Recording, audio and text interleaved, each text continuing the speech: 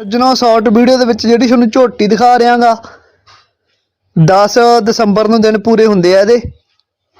ਚੰਗੀ ਸਾਂਭੀ ਸੰਭਾਲੀ ਹੋਈ ਹੈਗੀ, ਪਹਿਲੇ ਸੂਏ ਸੂਣਾਗਾ। ਇਹਦੀ ਮਾਂ ਦਾ ਦੁੱਧ ਰਿਕਾਰਡ ਬਾਈ ਦੇ ਦੱਸਣ ਮੁਤਾਬਕ 16-17 ਲੀਟਰ ਰਿਹਾਗਾ ਤੇ ਇਹ ਵੀ ਕਹਿੰਦਾ ਚੰਗਾ ਦੁੱਧ ਦਊਗੀ। ਸੀਮਨ ਇਹਦੇ ਚੰਗਾ ਲਵਾਇਆ ਹੋਇਆ ਆਪਣਾ ਐਲਡੀ ਆਪਣੇ ਕੋਹੇ ਨੂਰ ਦਾ ਬਾਈ ਕਹਿੰਦਾ ਸੀਮਨ ਲਵਾਇਆ ਇਹਦੇ ਆਪਾਂ। ਜੇ ਤਾਂ ਕੱਟੀ ਦੇਗੀ ਤਾਂ ਬੱਲੇ ਬੱਲੀ ਹੋ ਜਾਣੀ ਹੈਗੀ। ਰਿੰਗ ਸਿੰਘ ਨੇ ਬॉडी ਬੰਤਰ ਦੀ ਵਧੀਆ, ਢਾਂਚਾ ਢੂੰਚਾ ਵਧੀਆ ਲੱਗਿਆ ਹੋਇਆ, ਮੁੱਠੀ ਦੀ ਚਵਾਈ ਵਾਲੇ ਥਣ ਲੱਗੇ ਹੋਏ ਨੇ। ਬਾਈ ਕਹਿੰਦਾ ਆਪਦੀ ਫੁੱਲ ਤਸੱਲੀ ਕਰਕੇ ਖਰੀਦੋ। ਰੇਟ 1,40,000 ਰੁਪਇਆ ਗਾ। ਤੇ ਜਿਹੜੀ ਪਰਲੇ ਪਾਸੇ ਝੋਟੀ ਖੜੀ ਆ ਉਹ ਬਾਈ ਕਹਿੰਦਾ ਕੋਹੇ ਨੂਰ ਦੀ ਆ, ਰਿਜ਼ਲਟ ਉਹਦਾ ਵਧੀਆ ਜੀ, ਤਾਂ ਕਰਕੇ ਇਹ ਆਪਾਂ ਸੀਮਨ ਲਵਾਤਾ ਸੀ ਇਹਦੇ। ਰੇਟ 1,40,000 ਕਰਦਾ ਗਾ। ਨੰਬਰ ਸਕਰੀਨ ਦੇ ਉੱਪਰ ਚੱਲੀ ਜਾਂਦਾ ਗਾ।